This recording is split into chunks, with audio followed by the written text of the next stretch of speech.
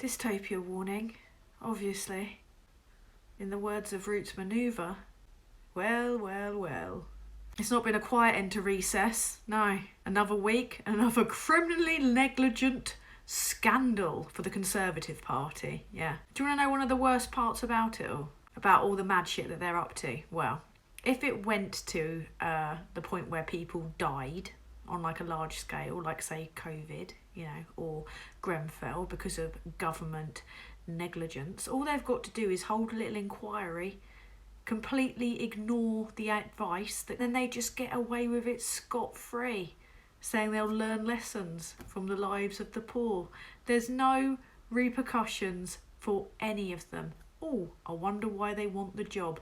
I know why he wants the job, Rishi Sunak, so that he can make loads of money for Infosys, which is his father-in-law's company.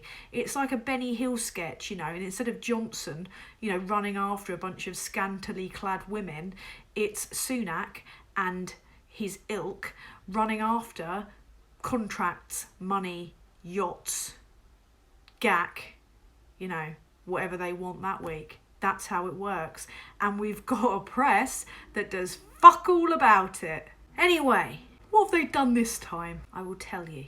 Mere matter of days before most schools are due to go back, they've decided to tell thousands of parents and kids that the buildings are suddenly unsafe. Yeah, because they've got to survey them for having a rack, which is essentially a really dangerous lightweight form of concrete that could collapse at any minute. If only there had been like, you know, a long, you know, like 6-week period in which they could have just fucking dealt with this. Or, you know, any type of warning sign, like, I don't know, a Kent primary school's roof caving in 2018. Do you want to know the best part about this? It was all completely avoidable. When the Tory Lib Dem coalition took power in 2010, do you want to know one of the first things that they did? They cancelled Labour's proposed £55 billion investment for 715 schools, a school building programme.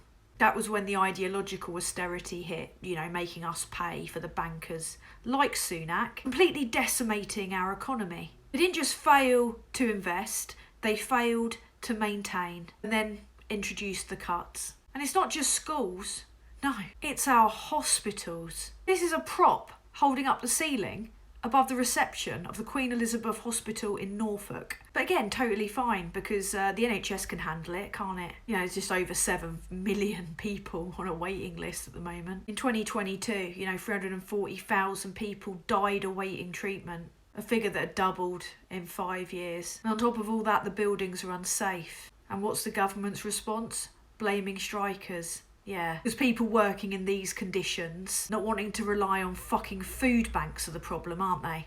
And the same applies to schools, obviously. It's the striking teachers that are the problem. How dare teachers demand better conditions and better pay? You know, it should be expected that they take in extra food because kids are going hungry because of a Tory-led cost of living crisis. They should be expected out of their meagre wages to buy stationery and supplies for their kids. They should do all of that whilst working in deeply unsafe buildings in which the ceiling could collapse on them and the children that they teach at any moment. And one of the best things is, say the ceiling did collapse. Because of the state of our NHS, there's no guarantee that an ambulance will turn up in time. And even if the ambulance did turn up on time, they could go to a hospital where the ceiling could collapse again.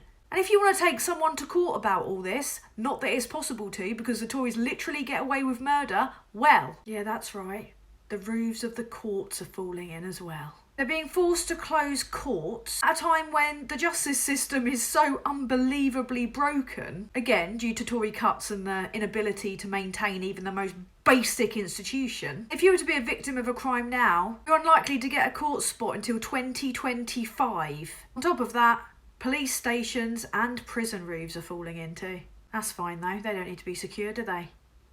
What a fitting metaphor for 13 years of Conservative misrule this is. The country is at risk of collapse on every conceivable level. Not only is there no excuse for voting Conservative, there's also no real excuse for not being politically engaged either. You have to keep your wits about you because we have a complicit compromised media that sides with the government and fails to report even a fraction of their catastrophic failures and scandals. And one of the worst things is, because of the, catastrophic con of Brexit, the get rich quicker scheme for their hedge funder mates, we don't have anyone to fix any of these problems. We have a massive staffing shortage as a country. Where are the brickies? Where are the nurses? Where are the coppers that Braverman says is going to investigate every single theft? What they should be investigating is Conservative theft, because these shithouses have looted the country.